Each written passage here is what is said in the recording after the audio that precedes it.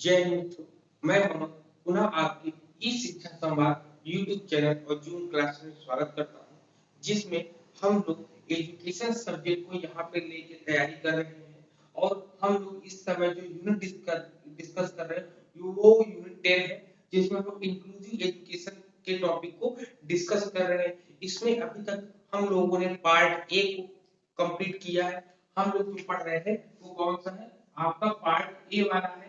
Part A वाला आज हम लोग पढ़ेंगे इंक्लूसिव एजुकेशन। Good evening.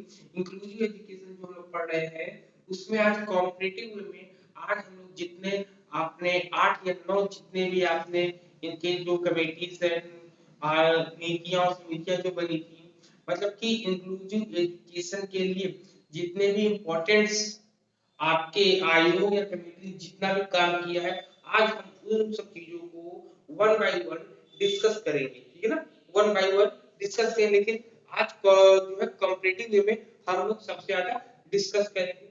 तो मे भी जितने लोग भी मेरे साथ जुड़े हुए हैं या जो लोग इसको रिकॉर्डेड देखेंगे, नो डाउट आपके एग्जाम में बहुत ही हेल्पफुल होने वाला है। ठीक है, तो इस वीडियो को आप लोग जरूर और लोगों तक पहुंचाइएगा, जिससे सभी को लाभ मिल सके। ठीक है ना, चलिए हम लोग अपनी क्लास स्टार्ट करते हैं। हम लोग सबसे पहले बात करते हैं। आप लोग देख रहे हैं कि ये पूरे बोर्ड पर एक चार्ट बना हुआ है। इस चार्ट के माध्यम से ही हम लोग वन बाय वन डिस्कस करेंगे। तो सबसे पहले आज हम लोग के सामने है NPE national policy of education, जिसको हम लोग बोलते हैं 1986 में आया था। और प्रोग्राम ऑफ एक्शन जो ये आपका 9 ये है, इसको प्रोग्राम ऑफ एक्शन बोलते हैं, पीओए प्रोग्राम ऑफ एक्शन बोलते हैं ये आपका। फिर आरसीआई है, rehabilitation council of India act है आपका, जो कि आया वो RCI sorry rehabilitation council of India, जो कि 1992 में आया था। ठीक, आज के जो प्रहार सीरीज थी, प्रहार सीरीज में क्वेश्चन ये मैंने आज बताया था कि संवैधानिक रूप से इसको मान्यता कब मिली थी। तो संवैधानिक रूप से इसको मान्यता 22 जून 1993 को मिली थी। ठीक है ना, 22 जून 1993 को मिली थी। ठीक है, फिर इसके बाद हम लोग बात करते हैं PWD person with disability act के बारे में, जो कि 1995 में आया था। फिर आपका एसएसए सर्व शिक्षा अभियान, जो कि 2001-2 में आया था। श्री माननीय अटल बिहारी वाजपेयी जी के नेतृत्व में ये कार्यक्रम चालू किया गया था। फिर इसके बाद हम लोग डिस्कस करेंगे एनसीएफ नेशनल करिकुलम फ्रेमवर्क। ठीक है ना, इसको हम लोग डिस्कस करें, जो कि 2005 में आया था। ये और सबसे क्यों इतना इंपॉर्टेंट है इसके बारे में भी लोग यहाँ पर डिस्कस करेंगे। फिर आपका नेशनल ये आपका नेशनल क्या है आपका राष्ट्रीय विकलांग लोगों के लिए है, राष्ट्रीय आधारित पर। यहाँ पर तो इसमें जो है रिहेबिलिटेशन से संबंधित जो भी बने हैं वो पूरे के पूरे बताएंगे। इसमें मुख्य रूप से 3 चीजों को हम लोग यहाँ पे डिस्कस करेंगे अभी, वो भी बताएंगे। फिर आपका यूएनसीआरपीडी आता है। यूएनसीआरपीडी की पिछली वाली क्लास में मैंने डिटेल वाइज आपको पूरा का पूरा करा रखा है। आज भी हम लोग फिर से उसको डिस्कस करेंगे। चलिए सबसे पहले हम लोग आप लोग तैयार हो, बताओ।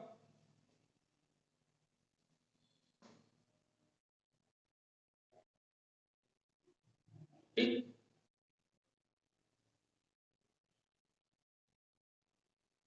ठीक, तो सबसे पहले हम लोग यहाँ पर डिस्कस करेंगे सबसे पहले एनपीई के बारे में। तो सबसे पहले एनपीई की बात करेंगे तो कहता है कि एनपीई जो है 1986 वाला जो है, इसमें विकलांग बच्चों को अन्य समूहों के साथ एकीकृत करने की आवश्यकता पर बल दिया गया। मतलब कहता है NPE 1986 stress the need for integrating children with disability with other groups ना।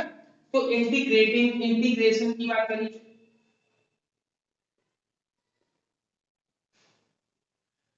इंटीग्रेटिंग, ठीक, इंटीग्रेटिंग बोला है उन्होंने, क्या बोला है इंटीग्रेटिंग की बात बोलते हैं। इंटीग्रेटिंग किसके साथ, अदर ग्रुप्स के साथ। क्या कहते हैं, इंटीग्रेटिंग चिल्ड्रन विद, इंटीग्रेटिंग किसके साथ करना है, अदर ग्रुप के साथ। मतलब कि अदर समूह अलग समूहों के साथ विकलांग बच्चों को शामिल करने की बात किसने करी है? सबसे पहले 1986 में इसकी बात करी गई थी।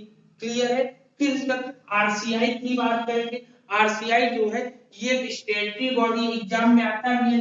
ये किस प्रकार की बॉडी है, किस प्रकार का निकाय है? तो आप इसको बोलेंगे स्टेटरी बॉडी है ये आपकी बॉडी, जिसको हम लोग हिंदी में बोलते हैं संवैधानिक निकाय। क्या बोलते हैं?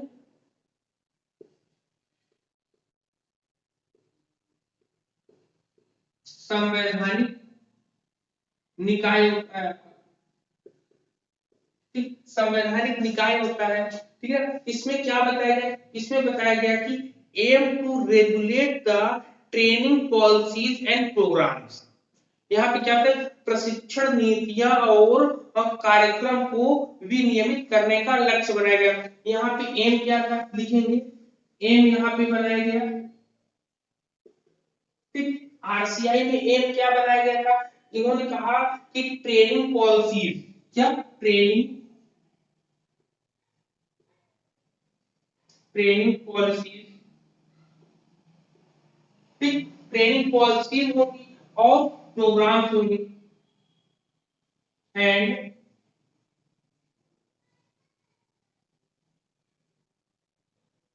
प्रोग्राम्स की बात ये करता है।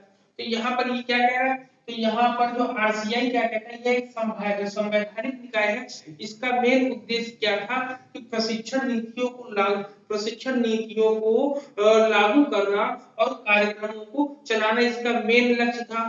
ठीक है, अब इसका मेन लक्ष्य ये क्यों था? जब ये ट्रेनिंग पॉलिसी चलाएगा तो इसने कहा कि हम ऐसे पेशेवरों या मतलब ऐसे लोगों को तैयार करेंगे जो प्रशिक्षण पाठ्यक्रमों का मानकीकरण करना भी जानते हो। मतलब क्या कि to bring about standardise of training courses for professionals. ठीक है, मतलब पेशेवरों के लिए, जो जैसे मान लो मेरा पेशा है टीचिंग करना, आपका पेशा है टीचिंग करना, तो हम लोगों के लिए प्रशिक्षण पाठ्यक्रमों को बनाने के लिए इन्होंने बताया। तो लिखेंगे आप, क्या लिखेंगे? स्टैंडर्डाइज ऑफ ट्रेनिंग कोर्सेज लिखेंगे।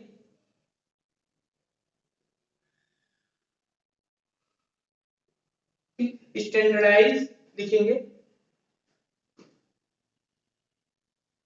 स्टैंडर्डाइजेशन, स्टैंडर्डाइजेशन लिखेंगे, स्टैंडर्डाइजेशन ऑफ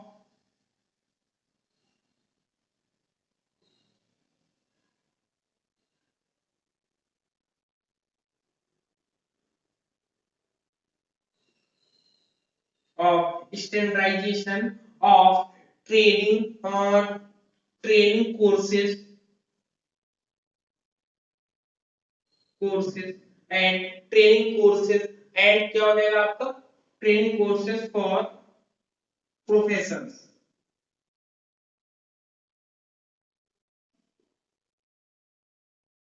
प्रोफेसर। तो कुल मिला के आप हिंदी में क्या लिखेंगे? हिंदी में लिखेंगे ऐसा, मतलब कि प्रशिक्षण कार्य पाठ्यक्रमों को तैयार करना कैसा?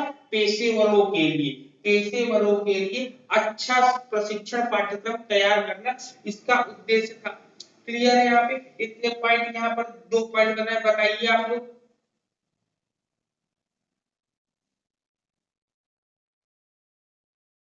ओके, यहाँ पे फिर इसके बाद हम लोग बात करेंगे पीडब्ल्यूडी की बात करेंगे। पीडब्ल्यूडी में क्या है? पीडब्ल्यूडी जो है ये एक तरीके से मील का पत्थर साबित होता है। किसके लिए? इंक्लूसिव एजुकेशन में डिसेबल लोगों के लिए। क्यों? क्योंकि इसने बताया कि विकलांग लोगों के लिए समान अवसर सुनिश्चित करने के लिए इसने सबसे पहले बोला, मतलब इन्होंने बताया ensure equal opportunities for the people with disabilities. लिख लेंगे, लिखेंगे विकलांग लोगों के लिए, लिखेंगे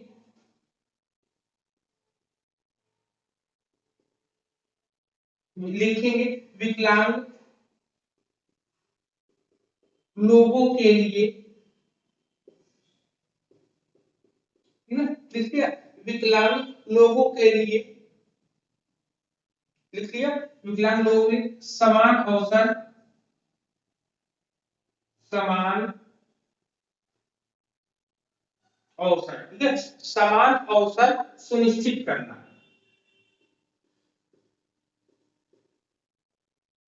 समान अवसर सुनिश्चित करना, ठीक है। अगर इसको इंग्लिश में बोलेंगे लिखेंगे इंश्योर, ठीक है, लिखेंगे ensure equal, ensure equal opportunities,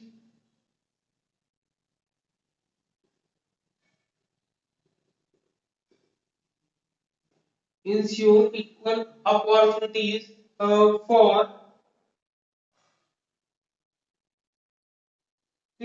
for the people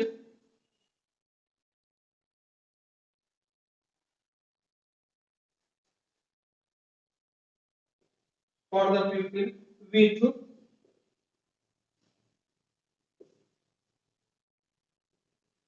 disabilities, ठीक, डिसेबिलिटीज, ये हो गया आपका, ये पॉइंट हो गया। फिर इसके इतना हो गया कि इसमें पीडब्ल्यूडी क्या है आपका, पीडब्ल्यूडी क्यों इतना इंपॉर्टेंट है, क्योंकि इन्होंने विकलांग लोगों के लिए समान अवसर सुनिश्चित करा, मतलब इक्वल अपॉर्चुनिटीज की बात करी है इन्होंने यहाँ पर, ठीक है ना। अब इसके बाद हम लोग बात करते हैं एसएसए की बात। तो एसएसए में क्या कहा गया था, एसएसए जो है इन्होंने कहा कि सभी बालकों को जो है स्कूल तक पहुंचना है, पहुंचाना है। इसको पहुंचने पहुंचाने के लिए विकलांग लोग नहीं आ पाते, सामान्य लोग तो आ जाते हैं, लेकिन विकलांग लोग जब नहीं आ पाते थे तो गवर्नमेंट ने उनको लालच दिया, गवर्नमेंट ने उनको एक तरीका बताया कि जो विकलांग बच्चों को शामिल कर, उन्होंने बताया कि विकलांग बच्चों को शामिल करने के लिए उनको प्रत्येक वर्ष 3,000 रुपए देने की बात करी, मतलब विकलांग बच्चों को, विकलांग बच्चों को कितने दे रहे, 3,000 रुपए पर ईयर, वर्ष, प्रति वर्ष।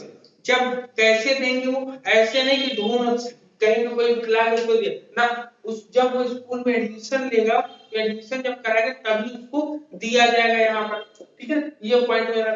फिर एनसीएफ में ऐसे क्या थी, एनसीएफ में क्या पॉइंट था, तो एनसीएफ जो है इसमें कहते हैं कंटेंट ऑफ एनसीएफ 2005, मतलब एनसीएफ की जो सामग्री है उसमें क्या क्या चीजें थी आपकी, उसमें आपका था उसमें आपका था पर्सपेक्टिव गाइडिंग प्रिंसिपल, मतलब उसके परिप्रेक्ष्य में मार्गदर्शक सिद्धांत थे, क्या थे, पर्सपेक्टिव, पर्सपेक्टिव लिखेंगे गाइडिंग प्रिंसिपल,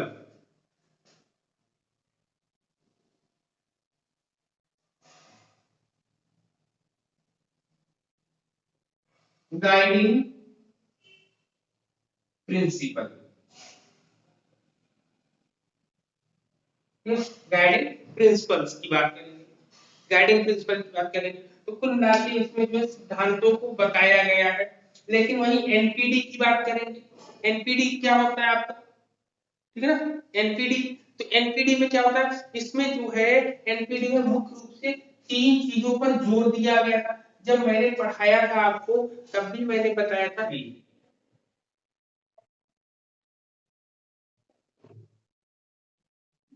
आप म्यूट कर लीजिए, नेशनल पॉलिसी ऑफ डिसबिलिटी,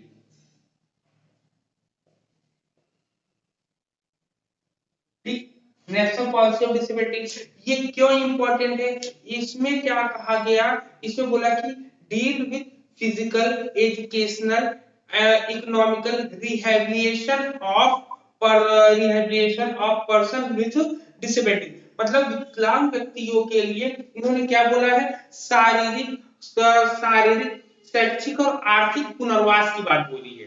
कौन कौन सी, आपका फिजिकल, फिजिकल के बाद क्या बोला है, एज, फिजिकल के बाद एजुकेशनल,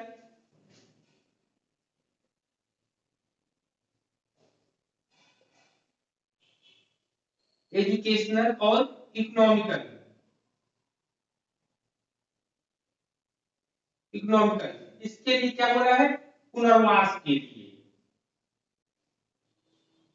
जिसको हम लोग रिहैबिलिटेशन बोलते हैं,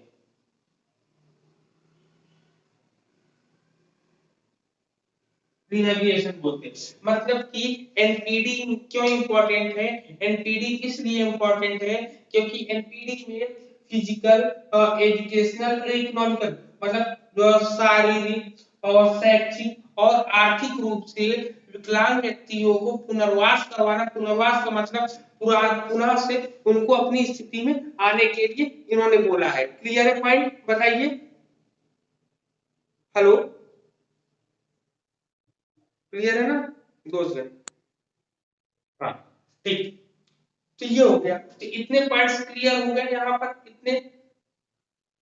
अब आता है यूएनसीआरपीडी। तो यूएनसीआरपीडी के बारे में मैंने भी बताया था, और आप लोग कोई एक लोग पूरी बातें बताओ। अगर हम कहें यूएनसीआरपीडी से रिलेटेड अगर हम बात करें, तो यूएनसीआरपीडी में ये कहा गया था कि सभी विकलांग व्यक्तियों के द्वारा मानवाधिकारों और मौलिक स्वतंत्रता, याद रखिए ये जो लाइन बोल रहे हैं ये इंपॉर्टेंट है, यही एग्जाम में आता है कि मानवाधिकारों और मौलिक स्वतंत्रता के मतलब पूरी की पूरी तरीके से उनको मौलिक स्वतंत्रता दी जाए, और उनको समान रूप से एंजॉयमेंट को बढ़ावा दिया जाए, आनंद लेने का बढ़ावा दिया, उनको सुरक्षित करना, और उन्हें जो है अपनी सम्मान के लिए जीवित रहना, कि अपने समाज में वो अपने सम्मान से वो जी सके। कह सकते हैं कि to promote, protect and ensure the full and equal enjoyment of human rights and fundamental freedom by all person with disability to promote respect for their inherent dignity ना। तो मतलब ये सब पूरी जो है उनके सम्मान को बढ़ा, उनकी गरिमा और सम्मान को बढ़ावा देने के लिए ये सब चीजों के बारे में यूएनसीआरपीडी बोलता है। और कल की डेट में हम लोगों ने देखा था कि यूएनसीआरपीडी को जो है 2007 में मान्यता मिलती है। कुल मिला के इसकी अगर हम बात करेंगे ये 2007 में आता है। कब आता है? ठीक है ना, 2007 में आता है। तो इसमें क्या क्या आप लिख सकते हैं? फंडामेंटल राइट्स बोले गए हैं, इसमें ह्यूमनिटी, ह्यूमन राइट्स बोले गए हैं, ठीक है ना, fundamental rights, human rights, freedoms बोला गया है, ठीक है, डिग्निटी बोली गई है, तमाम ऐसी चीजें इसमें बोली गई है। लेकिन इसमें और भी बताएंगे कि इसमें से क्वेश्चन कहाँ आते हैं। इनके आर्टिकल जो मैंने कल के वीडियो में मैंने आपने देखा होगा, कल वाला जो आपने वीडियो देखा होगा, उसमें मैंने यूएनसीआरपीडी के जितने भी मेन आर्टिकल्स होते हैं उनको एक वीडियो में बताने का प्रयास किया है, जो कि एग्जाम के पॉइंट ऑफ व्यू से बहुत इंपॉर्टेंट है। ठीक है ना, बताइए, चले अब आगे। चलिए, अब इसके बाद जब इतनी बातें हो गई, तो एनपीई में क्या था? एनपी में मेन जो इसमें की पॉइंट आपका कह सकते हैं कि की पॉइंट जो होगा, इसमें बोला गया था कि स्पेशल स्कूल्स विथ हॉस्टल, ठीक है ना, क्या बोला गया इसमें लिखेंगे? स्पेशल स्कूल विथ, लिखेंगे special school with hostel, hostel oblique hostel भी कहा, डिस्ट्रिक्ट हेडक्वार्टर में।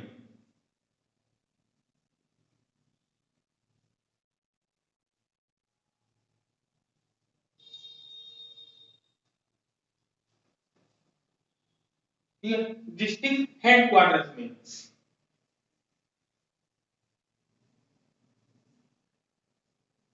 डिस्ट्रिक्ट हेडक्वार्टर्स में, ठीक है ना। ये हो गया, मतलब कि अगर हिंदी में अगर हम इसको कहेंगे, कहेंगे छात्रावास जो कि जिला मुख्यालय वाले विशेष विद्यालय में होंगे, मतलब जिला मुख्यालय वाले विशेष विद्यालयों में होंगे छात्रावास की सुविधा।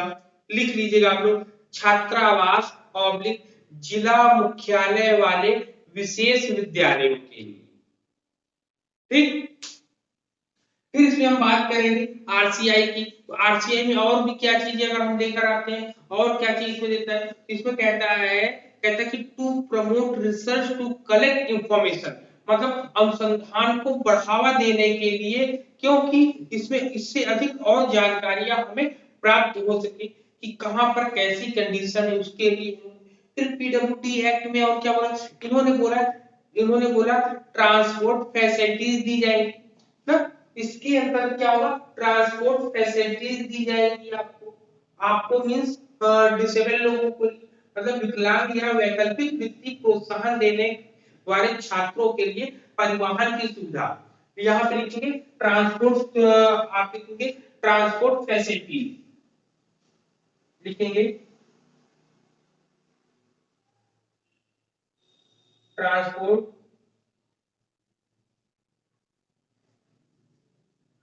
फैसिलिटीज, ट्रांसपोर्ट फैसिलिटीज यहाँ पर देने की बात हो रही है। क्लियर के पर अब जब इतनी ट्रांसपोर्ट फैसिलिटीज यहाँ देने की बात हो रही है, लेकिन यहाँ पर एसएससी में अभी बच्चों को एडमिशन के लिए 3000 दिया गया। अब इसके बाद जो है 1000 जो है रिसोर्स के मतलब टीचर को दिया जाएगा। टीचर को दिया है कितना, 1000 रुपए दिया जाएगा। क्यों के लिए, किस लिए, रिसोर्स, संसाधनों को लेने के लिए, रिसोर्स के लिए, रिसोर्सेज को लेने के लिए यहाँ पे टीचर्स को 1000 रुपए दिया जाएगा, पर ईयर दिया जाएगा यहाँ। क्लियर। फिर एनसीएफ में क्या होता है, एनसीएफ में यहाँ पर बताया कि लर्निंग एंड नॉलेज, मतलब ज्ञान और सीख, मतलब कि सीखने और ज्ञान के लिए उन्हें पाठचर्या क्षेत्र और स्कूल, पाठचर्या क्षेत्र, स्कूल और कक्षा, इन सबको इंपॉर्टेंट बताया। मतलब curriculum, curriculum, area, school and classrooms. ठीक है। तो यहाँ पर पाठ्यक्रम और क्लासरूम को ज्यादा इंपॉर्टेंट माना है। उन्होंने कहा कि क्लासरूम और पाठ्यक्रम दोनों इंपॉर्टेंट है, लेकिन इसको जो खुले वातावरण में अगर हम दें तो ज्यादा ये बेनिफिशियल होगा। इन्होंने कहा कि इसमें जो साइकोलॉजी का प्रयोग किया। इन्होंने कहा केवल पाठ्यक्रम या पाठचर्या के अंतर, उसके बाहर की कक्षाओं में, मतलब खुले वातावरण में अगर हम बालकों को सिखाएं तो वो ज्यादा अपने ऊपर आत्मनिर्भर हो सकेंगे आपके। फिर एनपीडी की बात करें, एनपीडी क्यों इंपॉर्टेंट है, एनपीडी में बोलता है यहाँ पर कहता है कि रिस्पॉन्सिबिलिटी, कहता है कि यहाँ पर जो है जो डिसेबल बच्चे हैं उनकी रिस्पॉन्सिबिलिटी की बात करता है कि यहाँ पे रिस्पॉन्सिबिलिटी कौन लेगा, नोडल लेगा यहाँ पर। ठीक है, नोडल मंत्रालय लेगा, अन्य मंत्रालय लेंगे, पंचायती राज लेंगे। तो ये सब जो है यहाँ जिम्मेदारियों की बात बताते हैं आपका। क्लियर में इंपॉर्टेंट है तो वो लिख देते हैं। चलिए, अब इसमें फिर से एनपी में अगर आए, एनपी में तो इसमें जो है आपको याद होगा क्या हो गया, हाँ ये आर्टिकल्स इंपॉर्टेंट है, जो कि कल की वीडियो मैंने बता दिया था। बाकी और जो होता है उसको हम बता देंगे ना, कल वाले पूरे बता दिए। अब यहाँ पर देखिए, इसमें क्या होता है, आपको याद होगा एक क्वेश्चन आएगा कि विकलांग व्यक्तियों के व्यावसायिक प्रशिक्षण की पर्याप्त व्यवस्था सबसे पहले किसमें कही गई थी। ठीक, तो कहेंगे एडुकेट अरेंजमेंट वोकेशनल ट्रेनिंग, आप लिखेंगे यहाँ पे वोकेशनल ट्रेनिंग,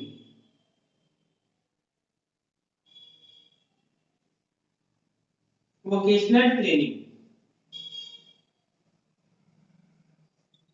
वोकेशनल ट्रेनिंग। आज का जो आप प्रहार सीरीज जो मैंने 6 बजे आज आपको पढ़ाया था, जब आप उस वीडियो को जाकर देखेंगे तो उसमें इंक्लूसिव एजुकेशन से रिलेटेड ढेर सारे क्वेश्चन आज मैंने कराए हैं। ठीक है, तो वहां पर जाके आप विजिट करके आप जाके वहां देखेंगे, वहां आपको ढेर सारे क्वेश्चंस मिलेंगे। वही एनपी में पूछेगा कि विकलांगों के लिए व्यावसायिक प्रशिक्षण की बात सबसे पहले कहाँ करेंगे, तो वोकेशनल ट्रेनिंग के लिए बात करी गई है यहाँ पे विकलांगों के लिए। यहाँ जितनी भी बात कर रहे हैं डिसेबल लोगों के लिए ही हम लोग बात करेंगे। ठीक है। अब यहाँ पे कह रहा है कि सतत शिक्षा, मतलब आरसीआई कहता है सतत शिक्षा, आरसीआई क्या करता है, मान्यता देता है। क्या देता है, आरसीआई स्कूलों को मान्यता देता है जो डिसेबल स्कूल होते हैं उनके लिए। ठीक है ना, यहाँ पे ये मान्यता देता है, यहाँ पे लिख लेंगे,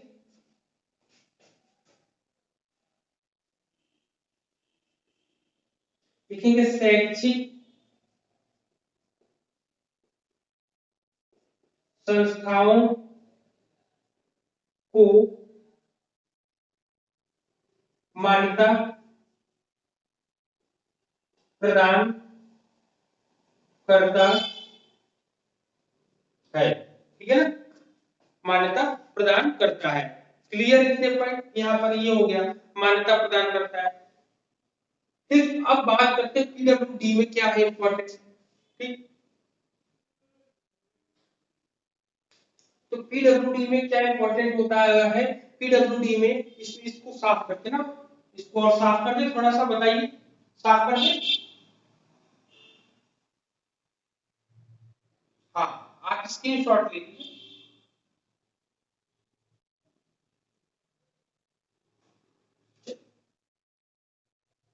ठीक,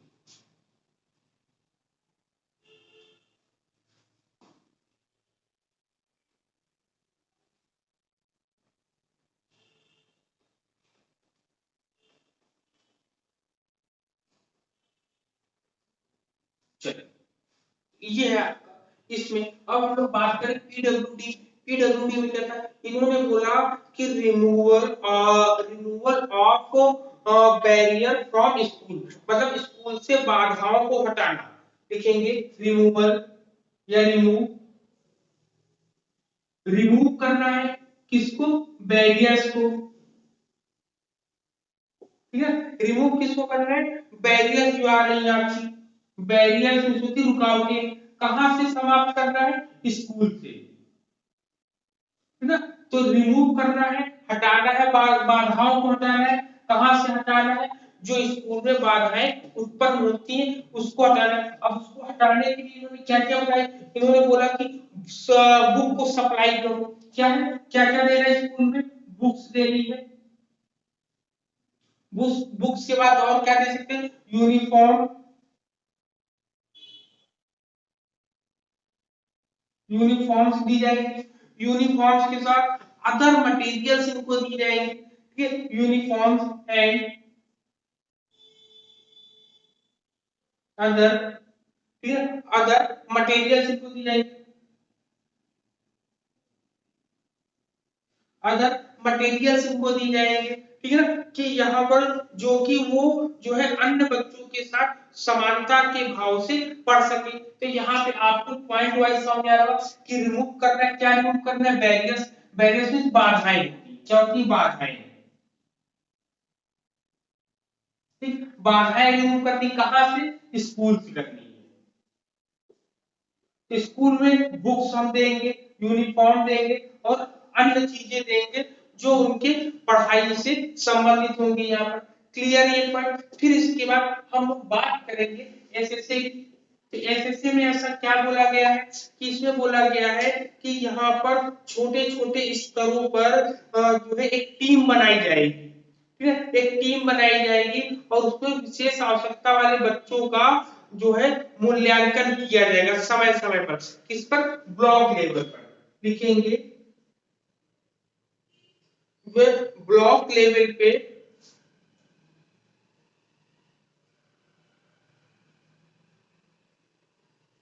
ब्लॉक लेवल, ठीक है ना, ब्लॉक लेवल पे क्या करेंगे, इवैल्यूएशन करेंगे, किसको, या असेसमेंट करेंगे।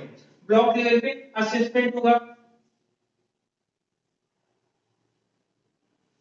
ब्लॉक लेवल पे असेसमेंट होगा, किसका होगा, डिसेबल चाइल्ड के लिए ना, स्पेशल नीड्स वाले जो बच्चे हैं, क्या स्पेशल, स्पेशल नीड्स वाले बच्चे। हो सकता है कि भाई कुछ ऐसे स्कूल्स होते हैं जहां पर एडमिशन मान लीजिए 20 है और वो एडमिशन 30 दिखाकर ये 3,000 रुपए पर 10 बच्चों का वो एक्स्ट्रा ले ले। तो ऐसी चीजों पर ध्यान देने के लिए ब्लॉक लेवल पर बनाया गया असेसमेंट के लिए, ठीक है ना, जो वो टीम जो है बालक के इम्प्रूवमेंट में भी बात देखेगी और उनको जो सुविधाएं भारत सरकार द्वारा दी जा रही है क्या वो सुविधाएं उनको मिल पा रही है कि नहीं मिल पा रही, इस पर भी ये पूरा का पूरा ध्यान देगी आपका। ठीक, फिर इसके बाद हम बात करते हैं एनसीएफ 2005 में। इसमें इन्होंने बताया कि सबसे पहले इन्होंने बताया कि इन्होंने कहा कि विकलांगता जो है एक सामाजिक जिम्मेदारी है। क्या इन्होंने क्या बोला, ये लाइन को याद रखिएगा कि विकलांगता एक सामाजिक जिम्मेदारी है इसको जो है किसने कहा था? तो एनसीएफ 2005 में कहा गया था। क्या लिखिए? विकलांगता लिखिए। विकलांगता एक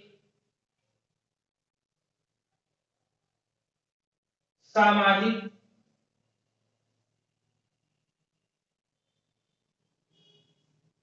जिम्मेदारी है। ठीक है, विकलांगता एक सामाजिक जिम्मेदारी है। देखेंगे disability,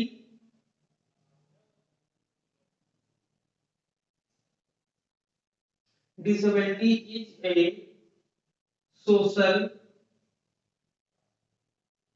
disability is a social responsibility, social responsibility.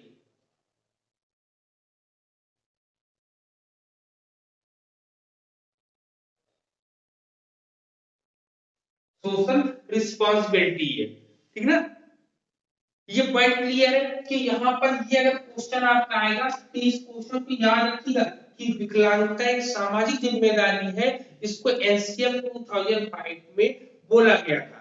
ठीक है ना, और इसने जब इतनी कहा कि जिम्मेदारी है, तो इन्होंने कहा कि यदि किसी स्कूल से कोई एक बच्चा फेल होता है तो वो एक बच्चा फेल नहीं बल्कि वो पूरा का पूरा विद्यालय फेल होता है। लिख लीजिए, लिख लीजिए इसमें। देखिए, बच्चे की असफलता स्कूल की असफलता का संकेत है।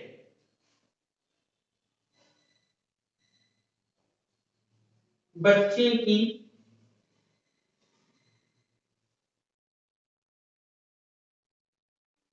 असफलता स्कूल की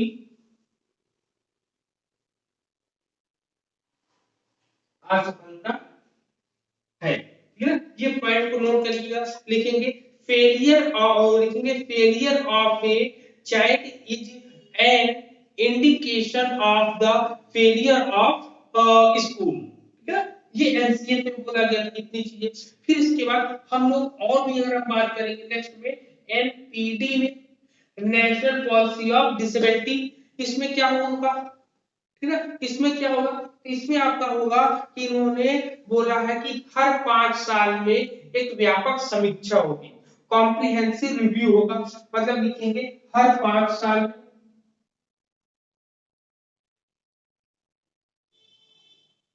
क्या लिखेंगे? हर 5 साल में, हर 5 साल, हर 5 साल में व्यापक समीक्षा। अब देखिए, यहाँ पर भी व्यापक समीक्षा हो रही है, एक जगह और हो रहा है। यहाँ पर भी इस ब्लॉक लेवल पर जो है, यहाँ पर क्या होगा? इनका असेसमेंट होगा, मतलब उनका आकलन किया जाएगा। जबकि यहाँ पर समीक्षा होगी, कॉम्प्रिहेंसिव रिव्यू लिया जाएगा यहाँ पर। ठीक है? कह रहा है कि एवरी 5 इयर्स के कोई भी कार्यक्रम होगा उन सभी पर, चाहे वो शारीरिक रूप से उनके लिए हो, चाहे वो शैक्षिक रूप से हो, चाहे वो आर्थिक रूप से हो, सभी की समीक्षा करी जाएगी वहां पर। जी सर। क्लियर? ये हो गया, यहाँ पर इतनी हर 5 साल में समीक्षा हो जाएगी। लेकिन यहाँ पे यूएनसीआरपीडी की बात करेंगे तो यूएनसीआरपीडी में हम लोग बताया कि ये 13 दिसंबर 2006 को संयुक्त राष्ट्र, इसको लिखेंगे ये 13 दिसंबर दिसंबर 2006 में जो है यूएन की महासभा में इसको मान्यता मिलती है, और ये सन 2000 में सभी के प्रकाश में आता है, सभी के सामने आता है। ठीक, अब इतनी चीजें हो गई। अब यहाँ पर अब देखिए, इसमें ज्यादा चीजें जो थी मैंने कल डेट उसको बता दी, उसको आप चाहो तो एक साथ लिख लेना, लेकिन यहाँ पे इस पे और हम साफ करते तब हम बताते हैं इसको ना। और यहाँ पर इतनी चीजें हम लोग पढ़ चुके हैं कि एनपीई में क्या ऐसी चीज और बाकी रह गई उसको भी देख लेते हैं। इन्होंने रीओरिएंटेड टीचर्स ट्रेनिंग की बात बोली है, स्पेशल नीड्स मतलब कि पुनर्विन्यास शिक्षक प्रशिक्षण, लिखेंगे पुनर्विन्यास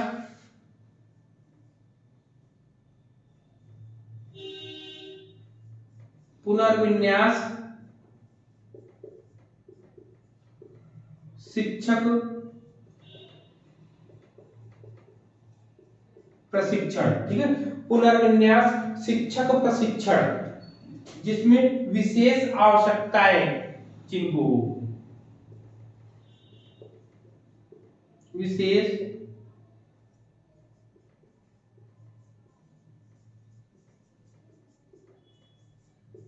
विशेष आवश्यकताएं जिसको हम लोग बोलते हैं रीओरिएंटेशन, ठीक है ना, आपका रीओरिएंटेड, ठीक है ना, रीओरिएंटेड टीचर्स, ठीक है, रीओरिएंटेड टीचर्स और ट्रेनिंग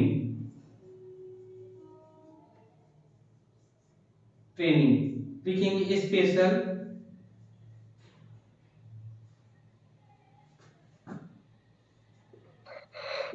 नीड्स, ठीक, स्पेशल नीड्स वाले बच्चों के लिए हो गया, ठीक है ना। यहाँ पर ये हो गया आपका कि यहाँ पर जो क्या मैंने बताया कि पुनर्विन्यास शिक्षक प्रशिक्षण किसके लिए क्या होगा कि विशेष आवश्यकता वाले, जो विशेष आवश्यकता वाले कौन होंगे, जो अध्यापक जो है ऐसे हैंडीकैप वो डिसेबल बच्चों को जो पढ़ाते होंगे उनके लिए रीओरिएंटेशन प्रोग्राम चलाने की बात करिए। आरसीआई में जितनी कहानी थी सब बता चुके हैं। अब इसमें क्या बनता है पीडब्ल्यूडी में, तो पीडब्ल्यूडी में कहता है कि इसमें पाठचर्या, अब देखिए पीडब्ल्यूडी कहता है कि पाठचर्या का पुनर्गठन विशुद्ध रूप से समाप्त करके परीक्षा प्रणाली में उपयुक्त संशोधन, कुल मिला के इसमें जो है जो आपका करिकुलम बनता है, करिकुलम को मेंटेन किया जाता है, मॉडिफिकेशन किया जाता है और एग्जामिनेशन सिस्टम को एलिमिनेट करने की बात करिए। मतलब कि एग्जाम इसमें लिखेंगे करिकुलम को फ्रेम किया जाता है, या क्या लिख सकते हैं का इसमें पाठचर्या का पुनर्गठन लिखेंगे, रीस्ट्रक्चरिंग ऑफ करिकुलम,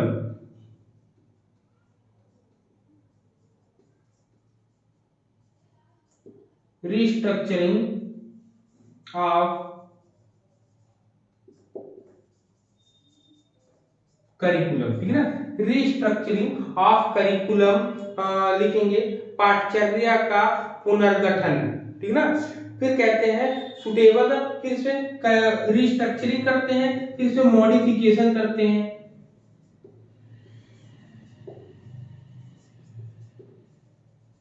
मॉडिफिकेशन के साथ साथ इसमें और क्या करते हैं एग्जामिनेशन सिस्टम को एलिमिनेट करके करते हैं,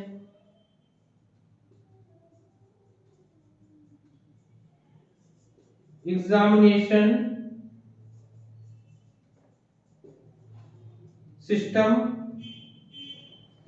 सिस्टम को क्या करते हैं एलिमिनेट करते हैं, ठीक है ना।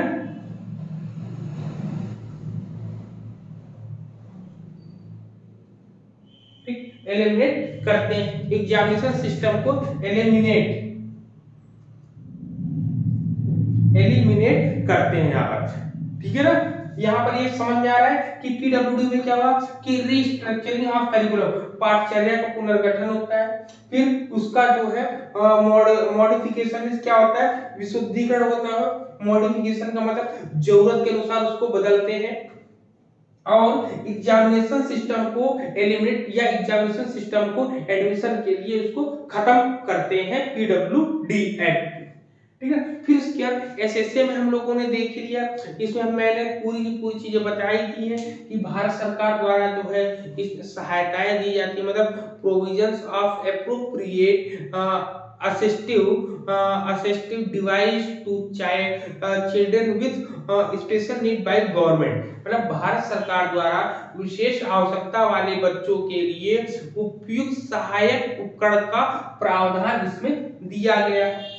फिर एनसीएफ में और क्या चीजें, एनसीएफ में जितनी चीजें मैं बता ही चुका हूँ, इसमें कहते हैं विकलांग शिक्षार्थी को प्रवेश से वंचित करने का कोई चयन प्रक्रिया नहीं अपनाई जाएगी, मतलब लिखेंगे चयन प्रक्रिया के नियम को समाप्त कर सभी को प्रवेश दिया जाए। ठीक, यहाँ पे चयन प्रक्रिया के नियम को समाप्त कर सभी को प्रवेश दिया जाए। ठीक है ना, क्लियर है। अब यहाँ पे कंफ्यूजन ये होगा कि पीडब्ल्यूडी में भी यही बोल रहा है और यहाँ पर भी यही बोल रहा है। क्लियर, दोनों में आपको दिखाई दे रहा होगा कि यहाँ पर दोनों में एक जैसी बात कर रहा है। तो यहाँ पर कहा जा रहा है, यहाँ पर एग्जामिनेशन सिस्टम को खत्म करने की बात करी जा रही, जबकि यहाँ पे जो है एग्जामिनेशन, यहाँ पे ये परीक्षा प्रणाली है, यहाँ पे जो है यहाँ पे चयन सिलेक्शन की बात है। याद रखिएगा, एग्जामिनेशन की बात जब करेगा तो एग्जामिनेशन के लिए आप पीडब्ल्यूडी एक्ट लगाएंगे, जब सिलेक्शन की बात करेगा तो सिलेक्शन के लिए आप किसमें लगाएंगे, एनसीएफ में लगाएंगे। क्लियर है, दोनों पॉइंट बताइए। Yes sir. ठीक, क्योंकि दोनों ही एक जैसी बातें बोल रहे, बस यहाँ पे ये बोल रहा है एग्जामिनेशन, यहाँ पे ये बोल रहा है सिलेक्शन। ठीक, सिलेक्शन। क्लियर, दोनों पॉइंट में अंतर है यहाँ पर, बस यही है आपका। फिर एनपीडी में क्या है, एनपीडी में जितनी भी चीजें थी सभी चीजें मैंने यहाँ पर पूरी की पूरी जितना हो सकता था उतना मैंने बता दिया है। क्लियर है, यहाँ पर जितना था हम लोगों ने यहाँ पे डिस्कस कर लिया है। और इसमें प्रैग्मेटिक प्लेसमेंट की बात किसमें करी गई है ये याद रखेंगे। तो प्रैग्मेटिक प्लेसमेंट इसमें लिखिएगा, इसमें लिखिए प्रैग्मेटिक प्लेसमेंट,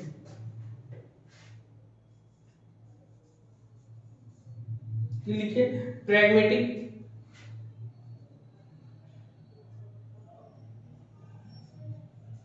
प्रैग्मेटिक प्लेसमेंट।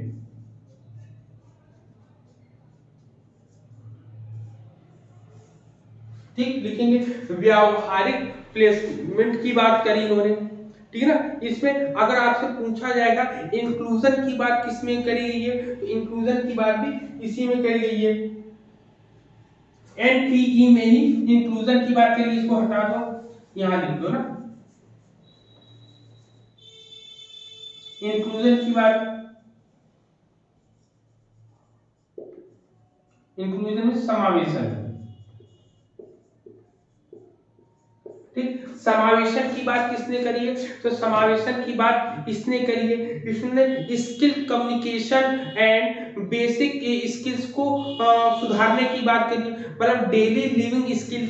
अगर हम इंक्लूजन की बात करेंगे तो इसमें लिखा है डेली लिविंग स्किल को डेवलप कर, डेली लिविंग स्किल को बताया गया है कि दैनिक जीवन कौशल जो होता है उसको बोला है ये। फिर बोला है कम्युनिकेशन स्किल, कम्युनिकेशन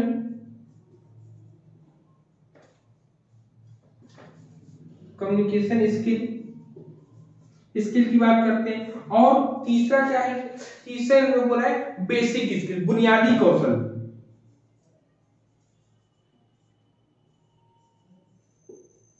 ये इन सब चीजों का समावेश करने के लिए बोला गया है। समावेशन किसका करना है, daily living skill, communication skill और बेसिक स्किल, इसको करने की बात करी है यहाँ पर, इसमें पूरा का पूरा।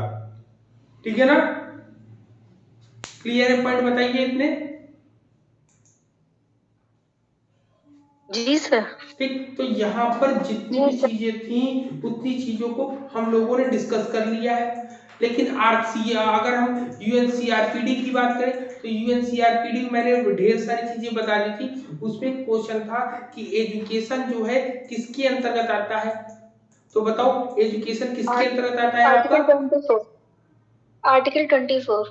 आर्टिकल 24 आता है। मैंने पूरी की पूरी चीजें आपको डिस्कस करके पूरा उसमें बता दिया है। तो यूएनसीआरपीडी में जितने भी आर्टिकल्स थे मैंने कल की डेट में बता दिए, बाकी जो बचे थे मैंने उसको आज कंप्लीटिव में आपको कंप्लीटली पढ़ा दिया है। अब हम लोग नेक्स्ट वाला जो कल का हम लोग का जो वीडियो जो कल हम लोग पढ़ेंगे, जो हम लोग की कल की क्लास होगी वो सेक्शन बी वाली होगी, ठीक है ना। सेक्शन बी में जो भी पॉइंट है आपका उसमें आप उसमें हम लोग देखेंगे क्या कि उसमें जो है आपका जिसको बोलते हैं दोषग्रस्तता, दिव्यांगता और अपंगता।